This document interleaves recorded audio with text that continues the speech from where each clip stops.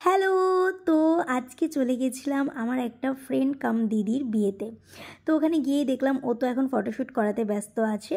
তো তাই জন্য আমিও একটুখানি সাইডে বসেছিলাম, ওর জন্য ওয়েট করছিলাম ও ফ্রি হলে তারপর ওর সাথে ফটো তুলবো। তো শুধু শুধু ওয়েট না করে একটু কফি খেয়ে নিলাম। তারপরে কিছুক্ষণের মধ্যেই দেখলাম নিচে তো বর চলে এসছে। তাই জন্য সোজা ভেন্যুর নিচে এসে দেখলাম যে হ্যাঁ সত্যিই বর চলে এসছে আর অনেক বাজি ফাটানো হচ্ছে। দেখো এই বাজিটা কি দারুণ করে ফাটিয়েছে না। তো যাই হোক, এবার এখানে কাকিমা দাদাকে বরণ করে নিচ্ছে। তারপরে সোজা ওপরে চলে গেলাম একটু স্টার্টার খেতে। আমি এখানে খুব একটা খাওয়া দাওয়া করব না, তো সেই জন্য অল্প কিছু স্টার্টার নিয়েছি। আর ভালোই ছিল, অনেক রকমের স্টার্টার ছিল। তারপরে একটুখানি মকটেলও ট্রাই করলাম। খুব একটা বেশি আমার ভালো লাগেনি, এটা কি ব্লু লেগেন ছিল, আমার খুব একটা ভালো লাগেনি। আর দেখতে দেখতে বরযাত্রীও চলে এসছে। দেখো বরযাত্রী আসার পর ওপরটা কত ভিড় হয়ে গেছে।